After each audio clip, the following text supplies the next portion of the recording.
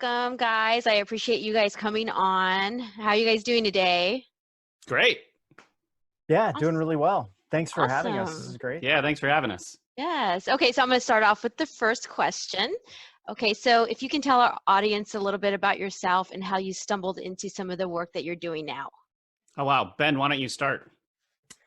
Well, so how did we start doing the work that we're doing? Yes. I mean, that's such a long story, but I think really, both Rob and I really have a big heart to really get the truth out. And I always felt like my whole life, my mission here is just to lead people to the light, to God, and to the divine.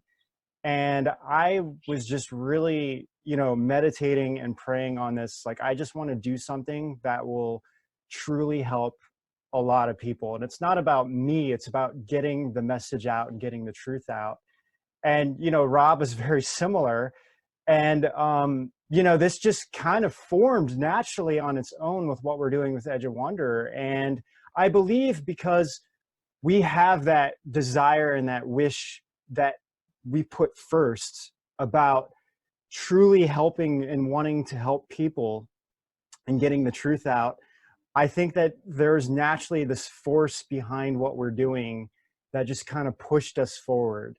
So on the surface, it's like, yeah, we're having a lot of success, but really behind the scenes, it's not, there's no way just him and I, who didn't really have much experience, could be this successful without truly having some kind of incredible, mighty force behind us driving this forward. And I honestly believe that is truly what is making us, having the success that we're having. But I mean, aside from that global aspect, on the surface, it was just like, wow,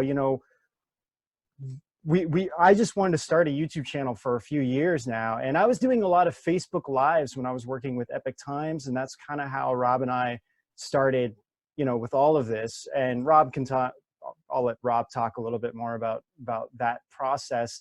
And, me being as a photographer, going out on different assignments and seeing firsthand, like at protests, and seeing what's going on, coming back to the, to organize my photos and everything, and then seeing how the mainstream media were covering this. And it's like, holy cow, this is not at all. Like, they're totally, it's like one small thing will happen, and that's the thing that they focus on. And it's like, that wasn't even that important. It's just that that's the controversy or whatever, they want to make it bigger than what it really seems like. So I started noticing this a lot. And, Rob and I kept talking about, like, man, it'd be great to, the Epic Times is doing a really good job to get the truth out. But, there's a lot deeper things that we really wanted to talk about that, couldn't really publish in a mainstream media. So this is the stuff that him and I started getting into, and, kind of where it led. But I'll let Rob take it from there. Okay. Oh, yeah. I mean, Ben and I had, like he just mentioned, we had very similar experiences, even growing up. Like, we actually were born on the same year. And when him and I talk about our childhoods, they were like carbon copy childhoods of like the things that we experienced and watched even on TV and all of this stuff. So I think people get that from us when they're watching the show, but when Ben and I were stepping in to do Edge of Wonder, and we had this idea to, I think, just like, I really think try to present information and get people thinking for themselves again, because we had seen what was going on with the mainstream media. The Epic Times has been mentioned as probably one of the only medias that's out there right now, or one of the few medias that's out there right now that their agenda is actually to tell the truth, like classic news of like telling facts and you making up your mind on what's going on. And I think with, all of the different parts that make up a human being, it's not just information that people crave. Like, people have spiritual needs as well. And we desired to create a channel where we could actually talk about any of these things, and it was okay to talk about, and to make that, to make weird great again. I don't know how to say it right, but like everyone's considered weird for talking about those things, but it's not weird. It's like a big part of our lives. And you know, when we started the channel, we weren't really sure what we were going to find or what we were going to come across. And we ended up coming across a lot of crazy things, like people like you, Desiree, like who are targeted individuals, these people who, you know, have been targeted by entities that are black operations, let's say, and no one will allow these people to talk. And when you talk to them, they have a serious story to tell. And it's not right that these things aren't brought to light. You know, it's not just TIs, it's like satanic ritual abuse.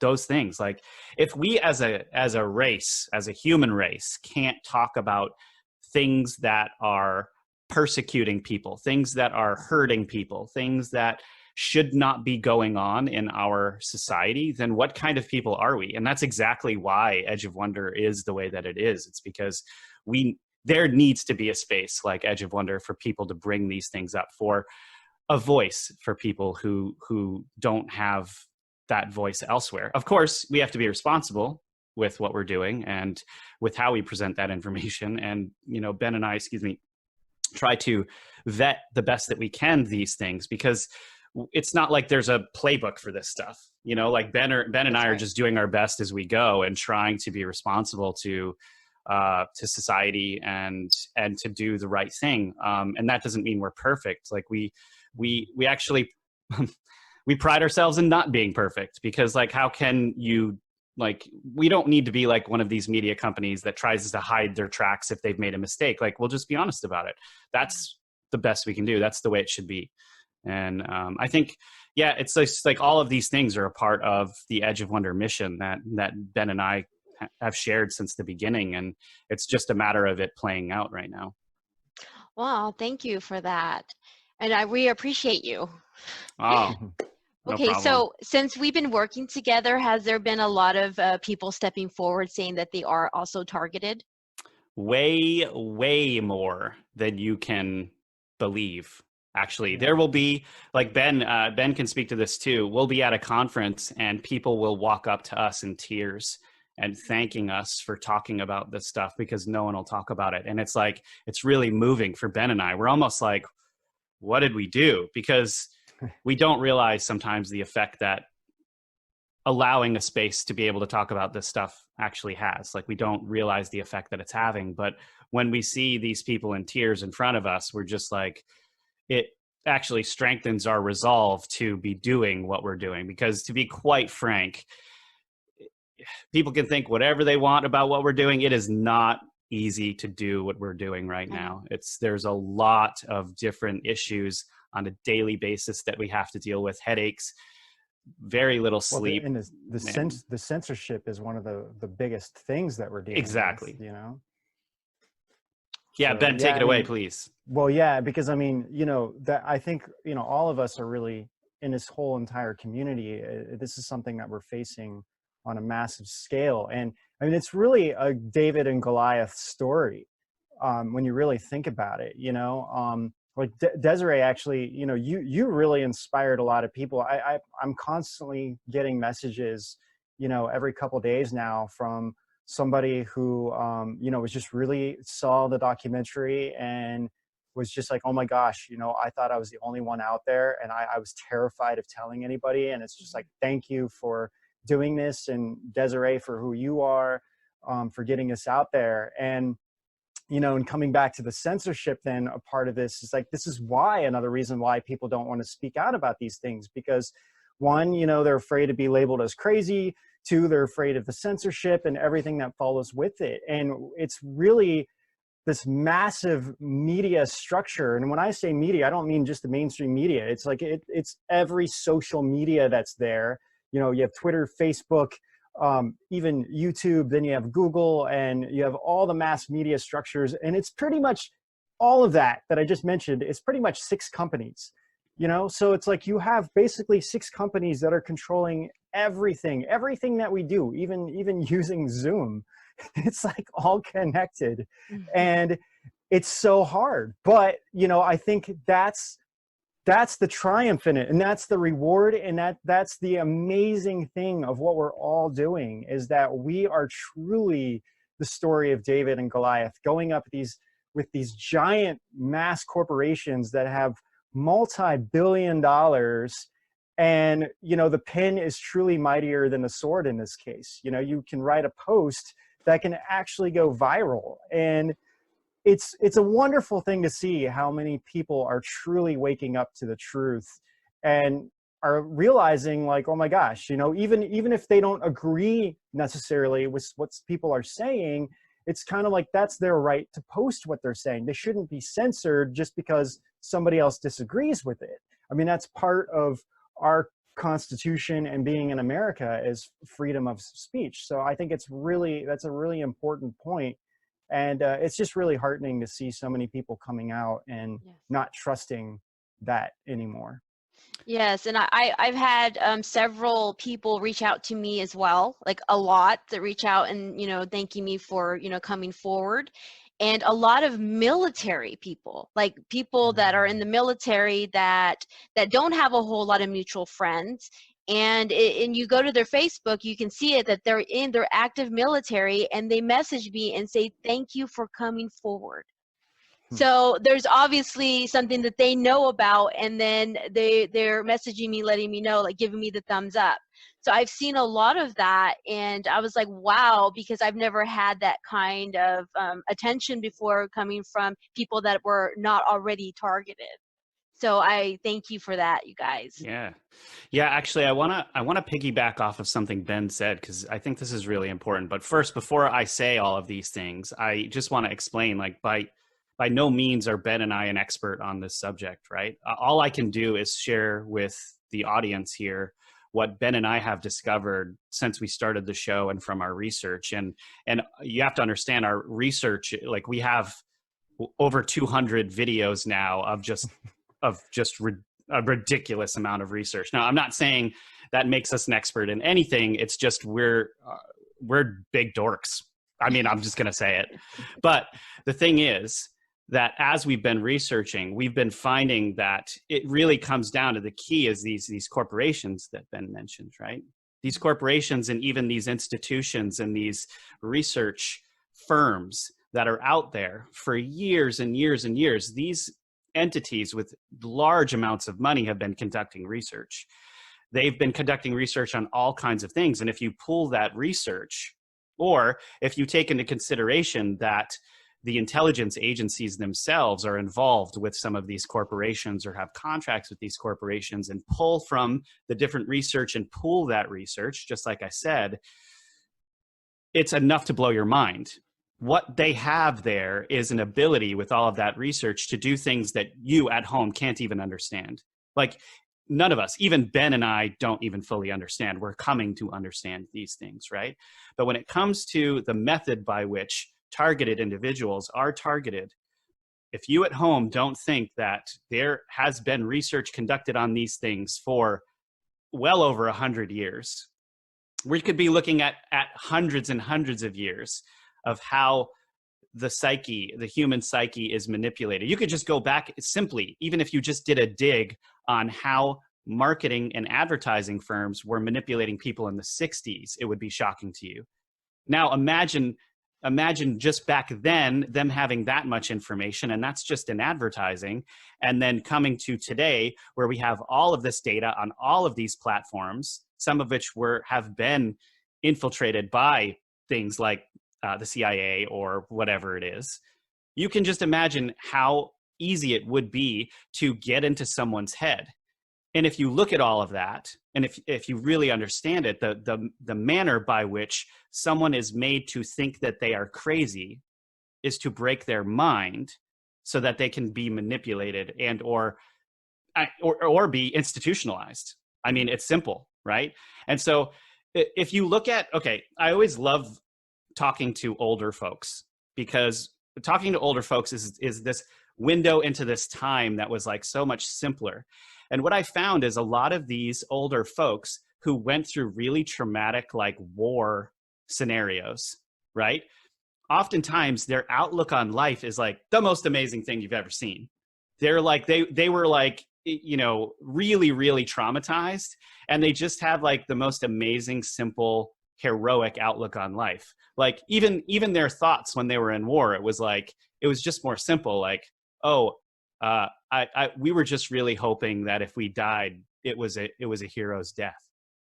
And I mean, think about how many of us would have that outlook right now. And they've been through these major traumatic things. And I really think that the reason why they were able to overcome their post-traumatic stress disorder or their traumatic experiences is because they've actually faced those things. They've taken them on. They haven't looked at themselves as the enemy, and they've taken these steps to allow it to enrich their life rather than take them down a dark path, which is very difficult. We're all told to go down that dark path or medicate or this or that now. And again, I'm not an expert on this stuff. I'm just talking about my experiences and what I've seen. But I do think that that whole part of the entire thing, the research and how they target, these have been operations in military and civilian intelligence agencies for years. So we should understand that and look into it ourselves to understand this better, and not think that anyone who comes out and says that they're being interfered with is crazy. I don't know, Ben, if you want to add to that. No, I think what you said was really right on. I don't really have much to add to that. It's just, you're absolutely right. It's like the victim mentality versus the, survival mentality. That's right.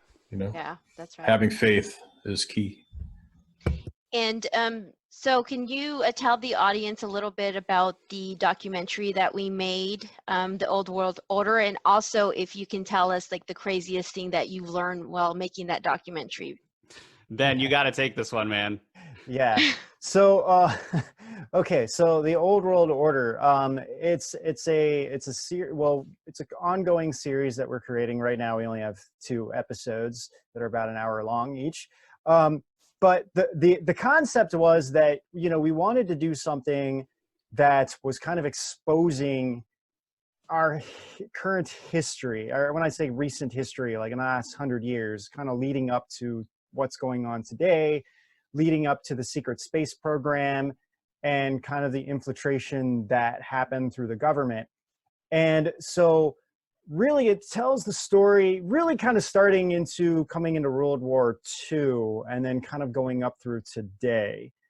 And all of the things related to Operation Paperclip, what the Nazis were doing. For people who don't know, Operation Paperclip was a real government operation that brought over a bunch of former Nazi, well, they call them Nazi scientists, but really these were like people in charge during the Nazi era, World War II, coming over and being placed in high-level positions within the US even.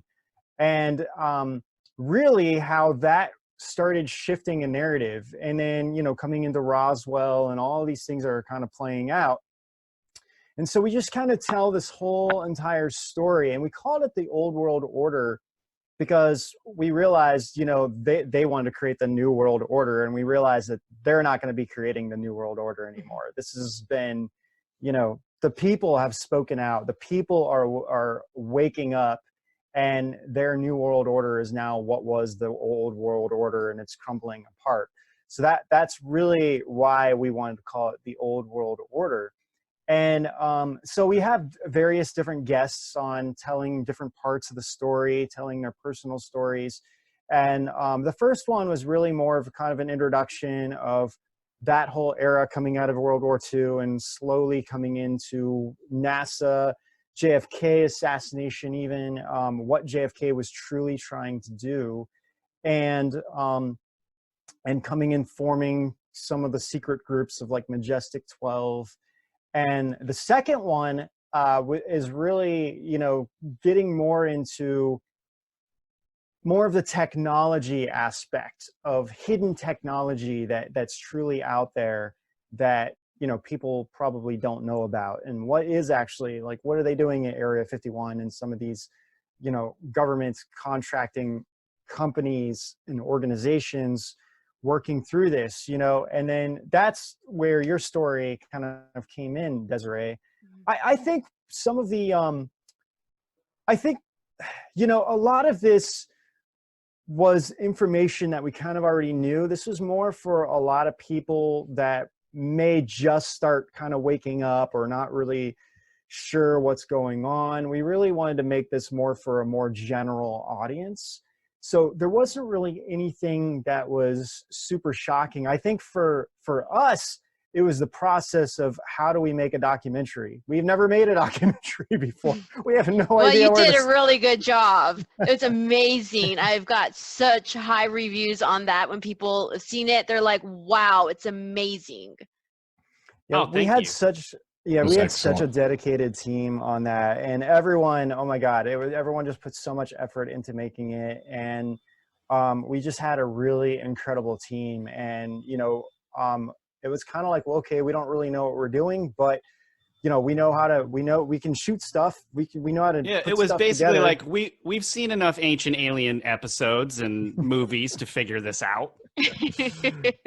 Also, I just want to say though, Ben, I did think one of the craziest things that you and I discovered was kind of something that you touched on, was actually, I kind of knew that there was some kind of mixture of like the Nazis into America with Operation Paperclip, but the depth of it, how actually insane the Nazis and all the funding that the Nazis got, which were by many people, everyone would know actually, right? Because this was like, it was a concerted conspiracy actually, more than anything. But that's neither here nor there. The point is that what they were doing and their infiltration, or I guess the allowance of these Nazis coming over into the U.S., it's very similar to that movie that came out, Captain America: Winter Soldier. If you want to understand actually what happened to the United States, that movie actually has some truth, like a lot of truth to it. I would recommend checking that out, because this idea that Hydra, or the Nazi Party, came over and they were actually running a lot of things.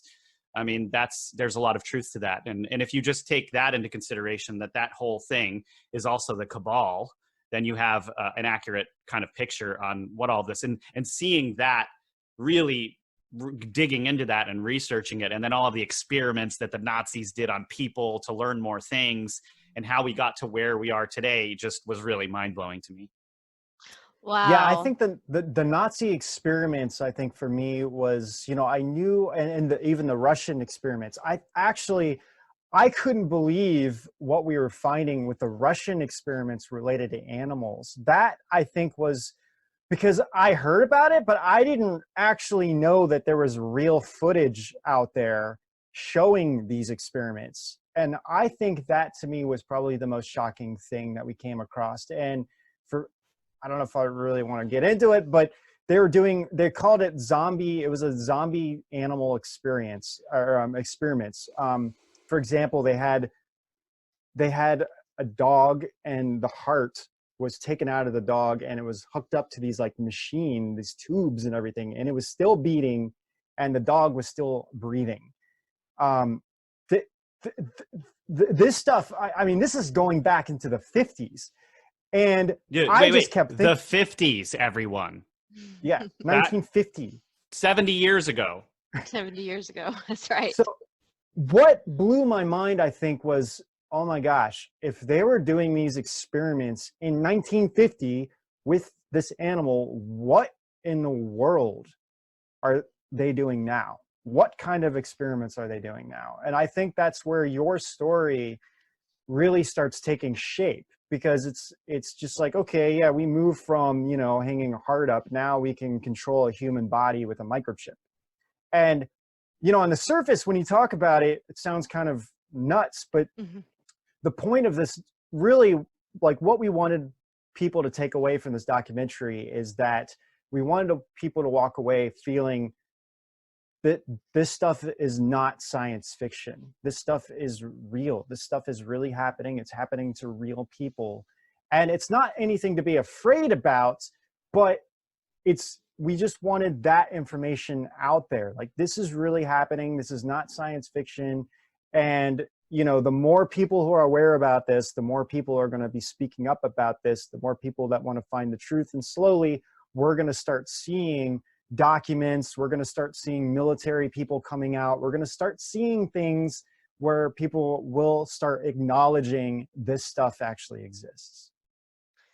Well, yes, thank you. Yeah, that's what I was hoping to get out of this documentary. I was like, I'm hoping like a whistleblower comes forward with, documentation. And that's still in my prayers that comes forward, because people are still viewing the documentary. Desiree, Mm-hmm. you're the whistleblower. The whistleblower. I'm just letting you know. Okay, Pioneer. I never saw it that way. Okay, so I think having an insider, though, like someone in the military or someone who has knowledge of the program would be fantastic, where you can actually sort of validate a little bit better the information. Have you had any of those kind of people coming to you at all? Ben and I have had a few really. people reaching out to us from the military who need to remain anonymous, and they've told us and confirmed a bunch of things that we've been reporting on. And I just want to say, Desiree, it's very telling that since you've come forward, which has mostly been through Edge of Wonder, mm-hmm. that there have been multiple different military personnel contacting you and thanking you. Like, that actually shows that what Rick just said is the case, and that it's only a matter of time before we do get that validation from someone in one of these programs officially, I think, personally. Yeah, and to kind of, when I was saying like, no, I meant like not specifically on this topic, but Rob's right. We have people contacting us almost on a daily basis with, different kinds of information, and we have to like kind of go through the process of vetting some of these people. But we did make some really amazing contacts through all of this, like as Rob said, that need to remain anonymous. But I'm hoping that more people will connect with us in the military specifically on this particular issue and some of the future, or I don't want to say future, but advanced technology that exists that people don't know about. And I think that the 5G aspect, there is a lot of people contacting about 5G right now. Mm-hmm. And, somebody who does some amazing work who we interviewed early on actually is a guy named James Scott, who is kind of a contracting cybersecurity expert through different agencies within the government. And, he does some really good work on, kind of what 5G is and how it affects the body. Yeah. I mean, back in 2018, he was talking about how 5G was a gigantic danger and the different types of technologies that can send out signals and control your body.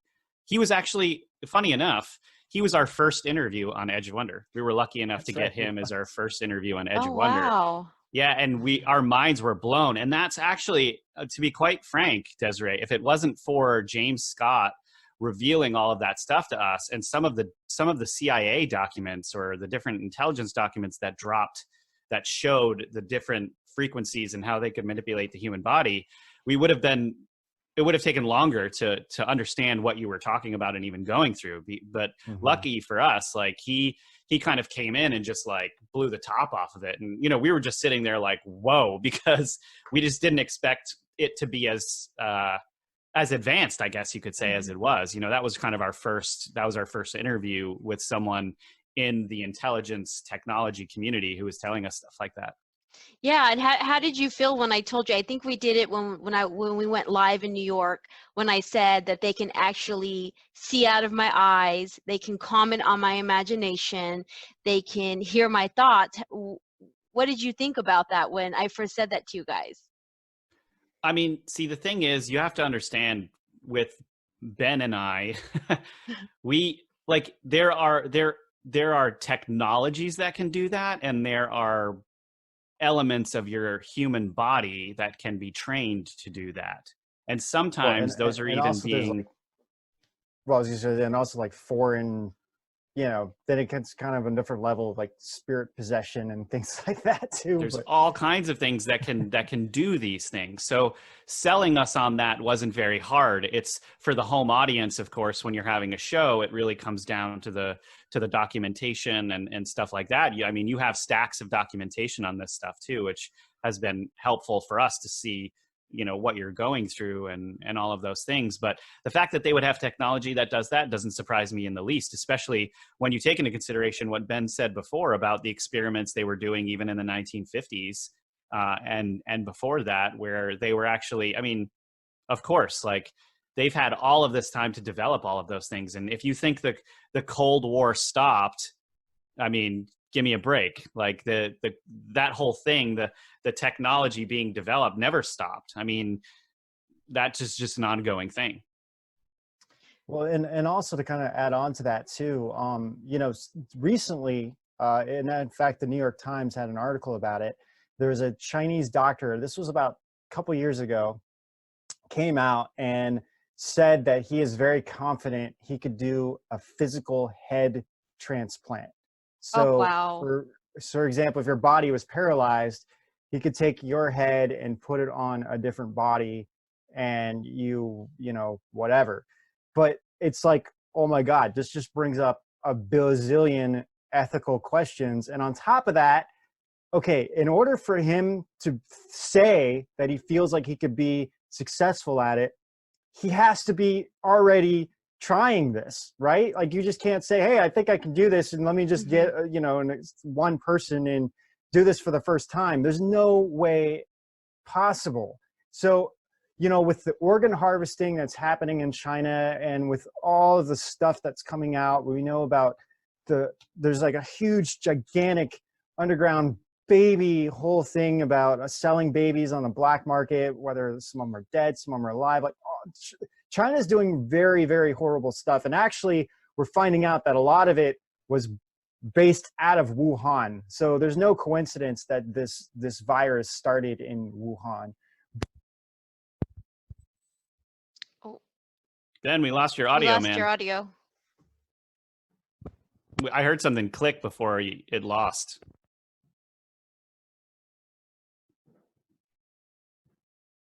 We'll give Ben a second. Okay.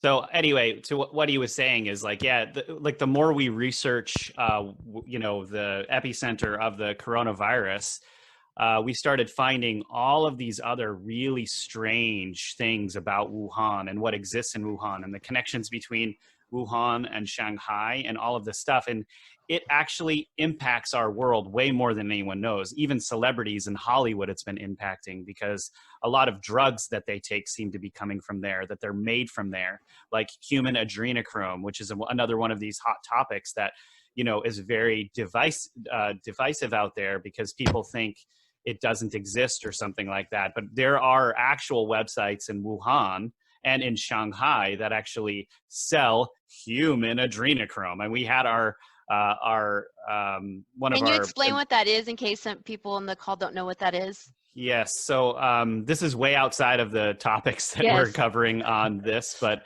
basically human adrenochrome is what happens is when someone is afraid, they release adrenochrome. They release adrenaline into their bloodstream. And if the blood is harvested at the time when the adrenaline, so what happens is the adrenaline goes into the bloodstream and someone is killed right away. And then the blood is harvested and that turns into a drug that the elites take, but it's not regular blood that they would take. They take the blood, like the whole idea behind the blood is that it gives them a sense of euphoria, but it actually makes them more youthful too, because it's apparently young people's adrenaline blood. So the adrenochrome is actually from children. Now you can look into this yourself. I wouldn't recommend just believing me, but there's loads of research to back up that this is what's going on.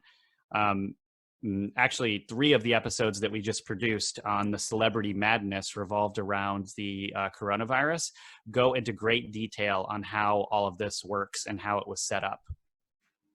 Yeah, Ben, I'm not sure if you've got your audio back. Yeah, I do now. Yeah. Oh, good. Yeah, it seems like the pineal gland and the adrenal glands, which are the adrenal glands, are on the kidneys, and working in sync together, and it looks like they extract it through this method. So it looks like it's the glands itself that they extract the adrenaline from, and with the organ harvesting happening in China, this is on a massive scale. I mean, my gosh, there's already been a lot of reports about it. I mean, on a low estimate, we can be very confident in saying that 1 million people are dying a year on the black organ trade markets in China. And that being said, it's like, okay, they have all, they're going to try to figure out every possible way to make money from these people, whether it's sell their organs, sell their blood, so it makes sense that, and the people are alive when they're doing these organ harvesting things, on the people. So this fear is already going through them. So most likely a lot of it is coming from, Falun Gong practitioners and like, children of Falun Gong practitioners, children of people who are petitioners, anybody Political who's kind of against anybody who's against the government for the most part, So there have been 3 groups that have been largely discussed when organ harvesting has been brought up: Falun Gong practitioners, Christians, and Uyghurs. So Uyghurs are actually more like a group of people that exist in the Xinjiang region of China, and so these different groups have been persecuted. Like the Christians have been persecuted really bad, but of course, over the last 20 years, that focus of persecution has been largely on these Falun Gong practitioners. It's horrible. The numbers are just absolutely mind blowing. Yeah, it really is, and it's underground Christians, to be specific. I mean, it's a complicated thing with China and religion, because you can on the surface you can believe whatever you want to believe, but you have to register it through the party. And and the party always has to come first. The party is God. Whatever religion or belief you believe comes second to the party. Yeah. So of course, like true Christianity and Falun Gong and a lot of Buddhist cultures or beliefs, even Taoism, they all believe that God is, above everything. And so this is why a lot of groups are being persecuted by the CCP, the Chinese Communist Party.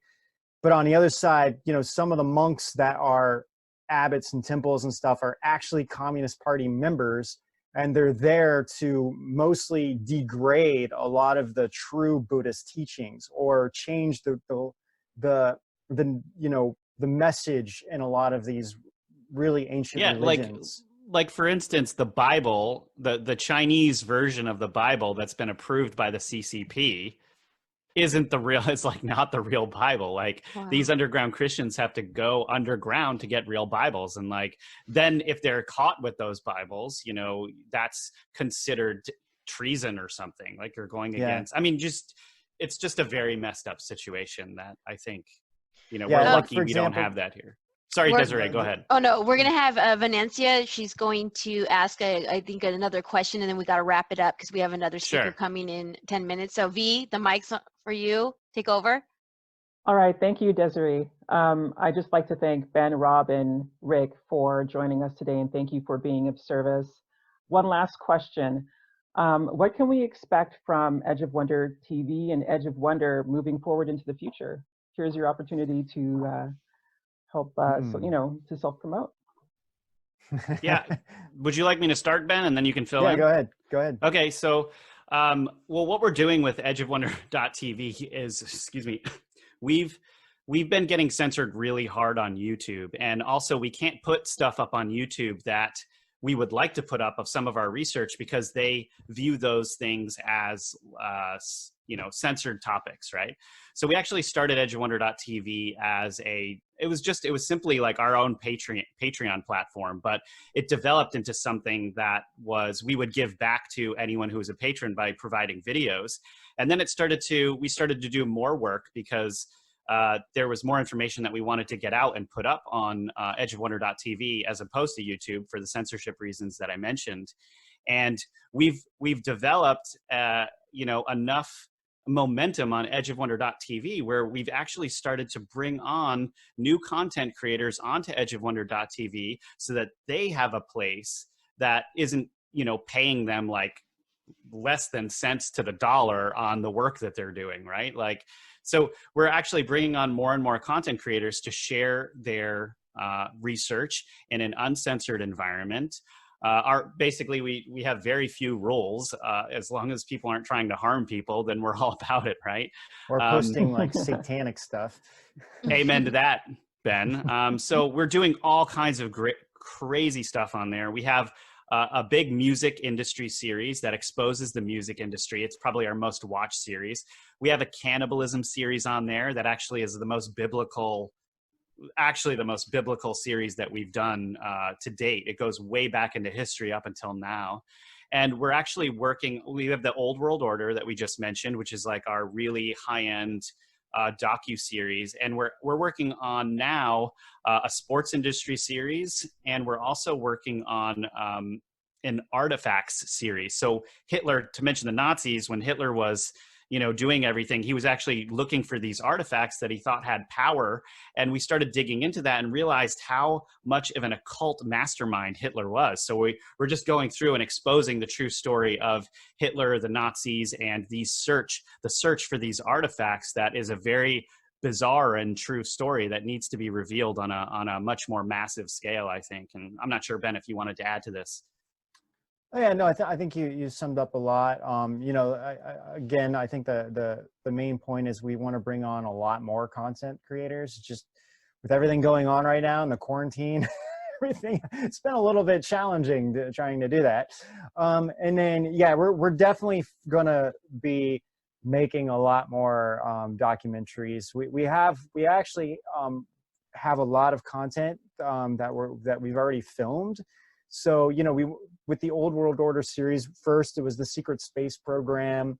We're going to get into what we call bogus banners, which is you can't really say the false. The FF flag part of that, yeah. It's too much. So we just call it bogus banners. But yeah, we're going to do that. Exposing more of kind of like what is, and exposing Luciferian doctrine, and couple more getting into kind of the human organ, or I'm sorry, not necessarily organ trade, but human trafficking, which kind of goes along with like organ harvesting and stuff. And then we do want to do some positive and really uplifting stuff too, spiritual things. So we're kind of working on that right now. And, we'll have more interviews with people, and we just want to make this as big as we can, really. Great, thank you so very much. And, at this point, we were going to take some viewer questions, but we're actually running out of time here. So we're going to pass it over. And thank you so very much, you two. Yes, thank you so much. I honor you and appreciate everything you're doing for the TIs. Thank you, guys. No, thank you. Thanks for having us so much. Yeah, thanks, guys. Thanks for having us. Okay, all right. Bye-bye, guys. Thanks for being here.